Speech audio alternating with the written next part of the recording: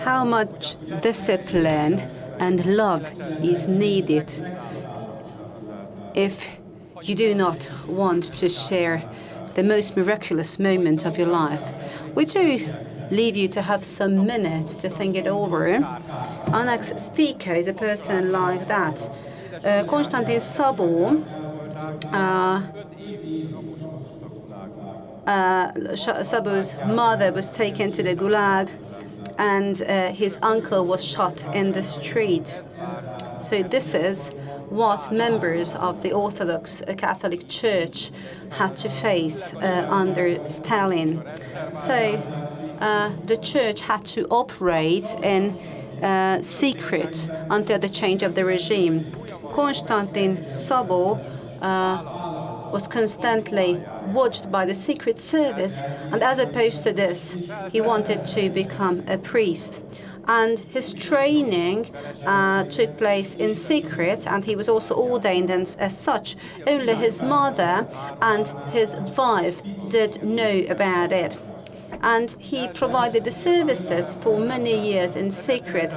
His first open service took place in 1986 together with 16 priests and 2 bishops. And that was the first time when he indeed felt and experienced that he is a priest. Currently, he works as a priest in Chisinau, and he participates also in the research work of the church. So please welcome Konstantin Szabó.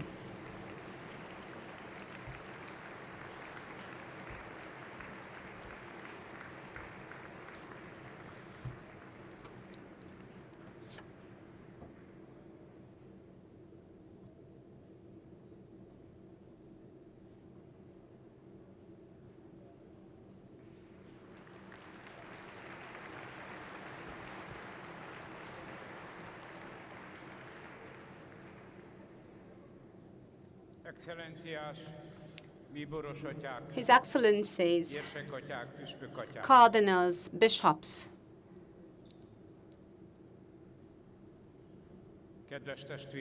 dear brothers and sisters, blessed to the Lord Jesus Christ. So, approach with fear of God, faith and love. This is the tone with which the priest invites the faithful to the Holy Communion in the Byzantine liturgy. God is fear, faith, and love. These are what I need, what I must be and live in, if I am to live up to Christ's teaching. He who eats my flesh and drinks my blood has eternal life. 2021 is the year of jubilees in the Greek Catholic Diocese of Mukachevo in Hungarian Munkács. On the 24th of April, we celebrated the 375th anniversary of the Union of Uzhgorod, Ungvár, and in September, in 2 weeks' time, we will commemorate the canonization of the diocese that took place 250 years ago.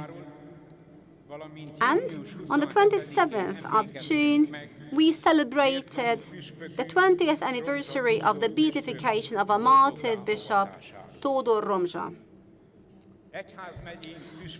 On behalf of the Apostolic Governor, Bishop Nílus Luszczák, and on behalf of the priests, monks, and faithful of the diocese,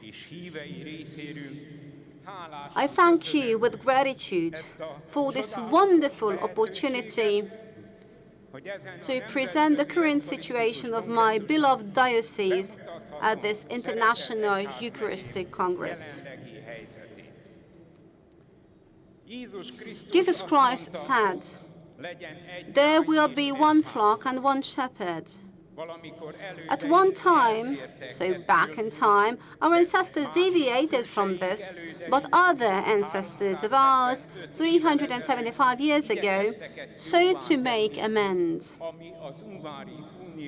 And this happened with the establishment of a previously mentioned Union of Uzhgorod. And 250 years ago, we managed to establish an independent diocese, and since then we've been still members of the Universal Catholic Church. Many eminent bishops have led, guided, and built the life of the diocese. 77 years ago, the divine providence tested once again the bishop of our diocese, Todor Romzsa, his priests, and his faithful. In October 1944, the Soviet army occupied Transcarpathia. This is a beautiful region with its Carpathian mountain range, its rivers, and its hard-working, God-loving people. It is no coincidence that the primary task was to annex this territory to the great Soviet Empire. However, they immediately confronted with the fact that this area is dominated by the Greek diocese of Mukachevo, led by the young bishop Todor Romzsa, who was ordained barely a month before. The diocese, with 500,000 faithful, had a well-developed school system, real estate, forests and acres of farmland, and various institutions, and really important agriculture, organized agriculture. Back in those times, the Greek Catholic dioceses of Lviv and Stanislav have already been merged into the Russian Orthodox Church. This was also planned with our diocese. However, the priests thereof could not be agitated or threatened in order to initiate a group that Father Kostelnik and his associates in Lviv organized. In October 1947, in a secret action, Bishop Todor Romzsa was liquidated based on the orders of Khrushchev. Well, they wanted so unfortunately, they managed to kill him in the hospital. The clergy and the faithful became even more desperate after the assassination of the bishop. And year 1948 was the year of proof, because during a single year there was not a single priest who could be converted to Orthodoxy. Our churches were taken by force, 10 priests were arrested, and they used various charges and decrees and issues in order to make our lives difficult. Priestly houses were taken away to penalize priestly families, most of which have many children. Out of the 127 priests, 93 had children, and in these 93 families there were altogether 368 children.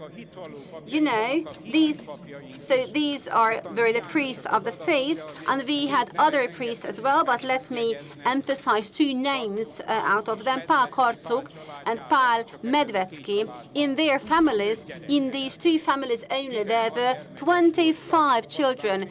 Pál Karczuk had 16 children, and Pál Medvecki had 9 children. The majority of the priests acted as teachers, and they were dismissed, the wives of the priests. And in May 1948, a decree was issued stating that priests who left the priestly ministry could not be hired for any civilian work. On the 17th of February 1949, the liquidation of the diocese began.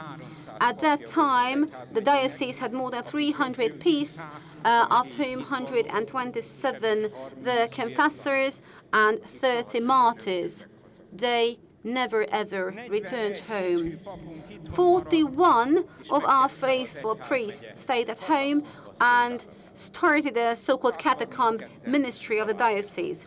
132 of them signed. Some of them converted, returned, and approximately 50 of our priests returned to the one flock, one pastor.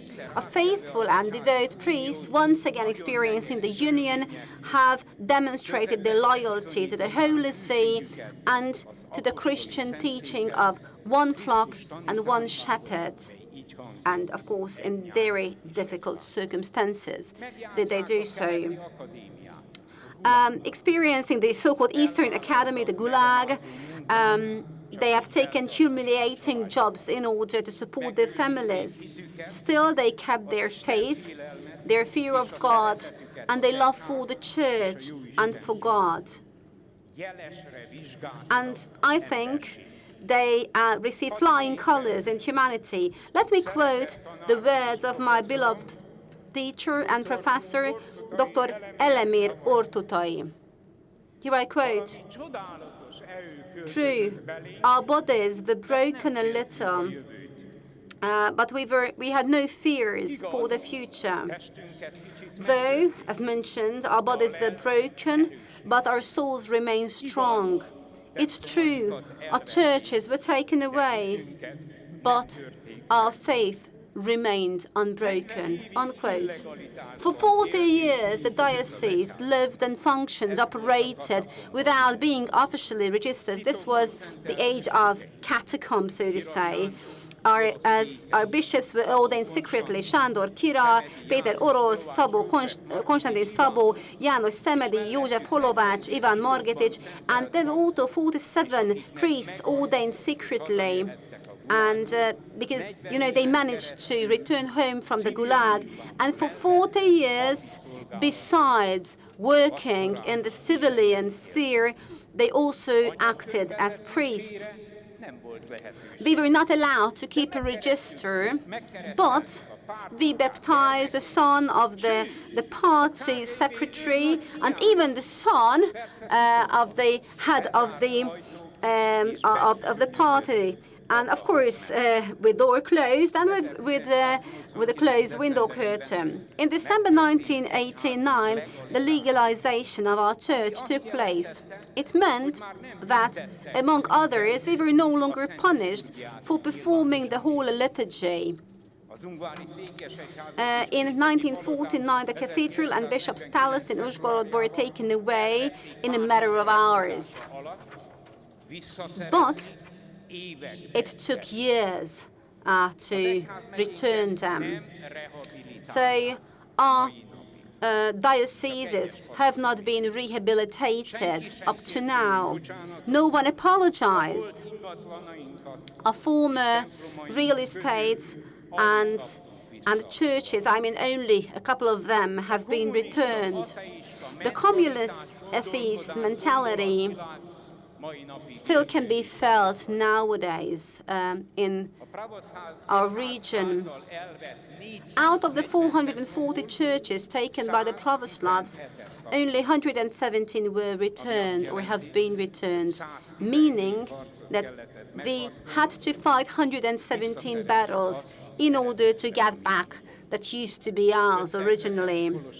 Out of 5 monasteries, we only managed to recover 3. Currently, we have 291 churches and 30 are under construction, so we are far away from the situation that we used to have back in 1949. In the diocese, there are 270 active priests and 18 emeritus priests and 29 monks. In the diocese, in 219, we had 2,232 children who took their first communions, and last year 1,767. In the sacramental life in most of the dioceses, the traditional character has remained. It has positive and less positive relevances as well. In many parishes, the practice of the one confession and one Holy Communion annually is still alive at Easter, namely. And after having worked for 30 years, now we can see that we can also experience monthly confessions, and we have Christmas devotions, and the preparation for various other events take place. We have confessions and reception of the Eucharist, and our faithful love to make pilgrimages, especially to the shrines of the Blessed Virgin Mary, including here in Hungary to Mária Porch. There we can renew our spiritual life. Míg csak 30 éve vagyunk szabadok.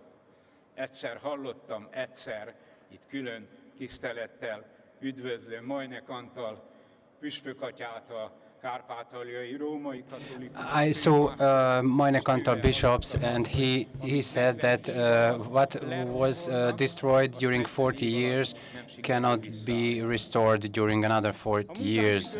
The Hungarian Greek Catholic Apostolic District of Beregovo is part of the Greek Catholic Diocese of Munkachevo, which is created by János Szemedi diocesan bishops. Our districts includes all Hungarian dioceses from Ungrar to Beregszáz until Nagyszülős. We Hungarian Greek Catholics in Transcarpathia live in a triple minority. As Hungarian minority in a country of 40 million, as Greek Catholics in the Great Orthodox See, and as a Hungarian-speaking faithful in the Diocese of Munkács. The Hungarian Greek Catholic Episcopal District of Munkachevo includes Hungarian parishes. We have currently 45 parishes served by 70 priests. Of these, 23 are parochial places and 22 filia. We have 17 priests and 9 in seminaries.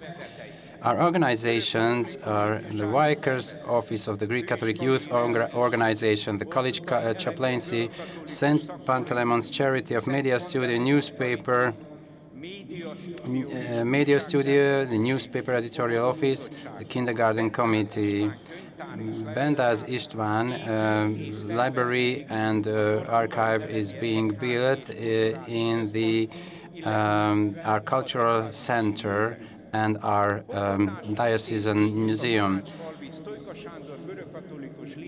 The Lyceum, which is our a school, which with more than 150 students was ranked first among the Transcarpathian Hungarian schools in the ZNO, Independent Ukrainian Examination System, and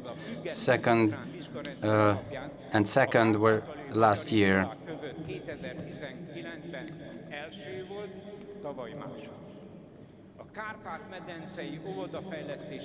Through the Carpathian Basin Kindergarten Development Program, our church is present in 4 kindergartens with its educational program. We teach in 25 kindergartens. We have carried out the renovation and expansion works in 7 kindergartens. The construction of 4 new kindergartens will be completed in the near future. Our plans for the future include the establishment of a university dormitory in Uzhgorod, kindergarten of Uzhgorod, the cooperation of kindergartens, the expansion of our school system with elementary schools, a youth recreation center for the district, a home for the elderly, a daycare center, the renovation of the Tiszaújhely mansion for the GIS, the establishment of the charity center, and the renovation of our churches. The Beregovo Hungarian Greek Catholic Diocesan District is a pioneer in the diocese. The reason for this is that already from 1989, the Greek Catholic Diocese of Hajdúdorog and its then Archipastor Bishop Dr. Szilárd Keresztes was very helpful to us. I'd like to list almost by name all those who stood by us and taught everyone and in everything, supported our development.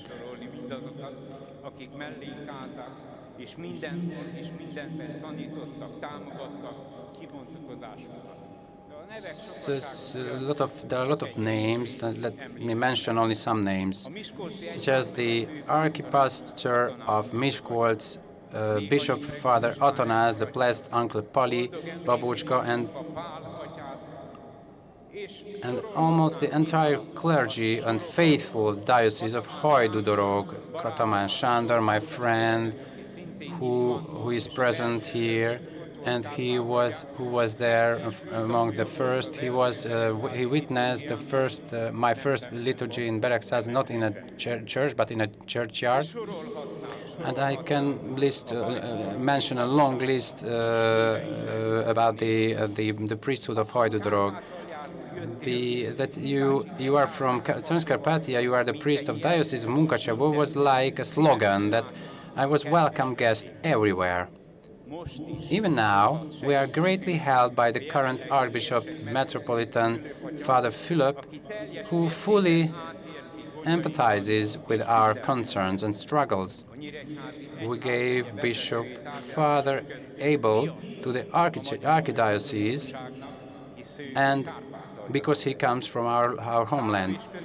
And we are proud of that. We are grateful and thankful to the current Hungarian government and the Catholic Episcopate Peter Cardinal Erdő for their efforts to help and support our diocese, including the Hungarian Greek Catholic faithful. I could mention a lot about our common past. The past obliges me. It would be very good to draw the right conclusions from what happened in the past. An example is that it is not appropriate for a priest to get too much involved in the big political life. When I study the past of our political priests, I humbly say that they have nothing to boast about. When I research the lives of our professed and faithful priests, I ask permission to talk about Peter the Martyr Orosz, or my grandfather, my father, my beloved professor, Father Elemér Ortutai, or the example of Canon István Bendász. From those lives I often draw strength, the importance of keeping one's word, of doing one's duty, and not betraying one's Christianity is something I learned from them.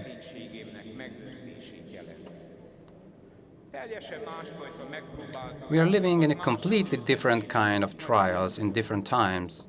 I often hear myself saying, but the enemy is still the same, Satan, the evil one, who, like Diabolos, now wants to divide us, to divert us from God, to create a famous society in which everything is upside down, where all that is worthwhile, all that is holy, all that is beautiful and good is not needed.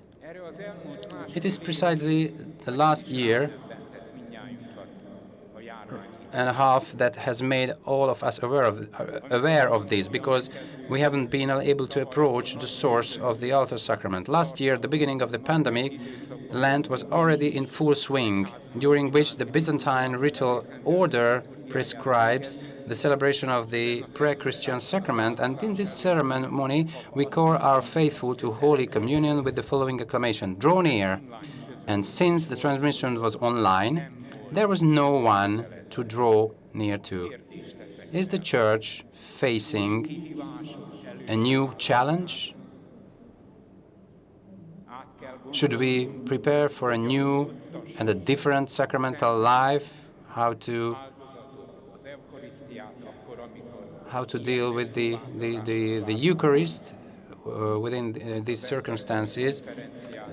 During the Esztergom conference, we heard two popes in the last decades strengthened us in the fact that the Eucharist keeps the Church. Saint John Paul II and Benedict XVI.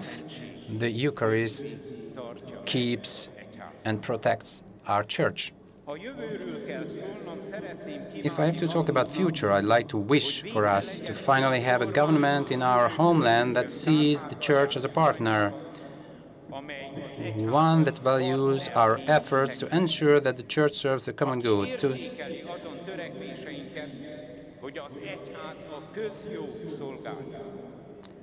They educate children and youth in morality, beauty, goodness and faith.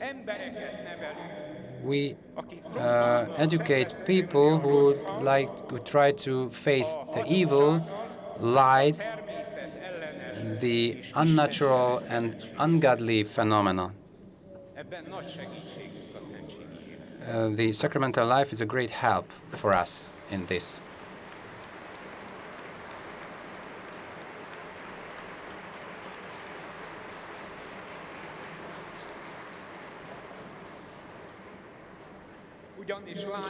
And we understand and appreciate how important faith is. We realize that without the fear of God, we are leading our lives and our future to damnation. Where there is love and sacrifice, there is a future. 368 children among the families of the priests. I'm one of them. Perhaps I'm the 368th child. In their name, I talk to you. I tried to shed light to the events for which, I repeat, nobody asked for pardon. My beloved mother died in a way that she had to live, experienced, and that at the age of 24, when my father was arrested, she was left alone with a child of 1.5 years. Oh, that is, if you know Transcarpathia from Beregszász to Rahó, she was persecuted. Perhaps she could work somewhere for 1 week, but she was often not applied. She was tortured. She was persecuted, and she died in a way that nobody asked for pardon and forgiveness. Nobody told we were wrong. Nobody did that. I'd like to conclude my reflections with a prayer that the priest says at the end of the Holy Liturgy. Christ, our God, we are the fullness, who are the fullness of the law of the prophets, who has accomplished all the salvation of thy Father.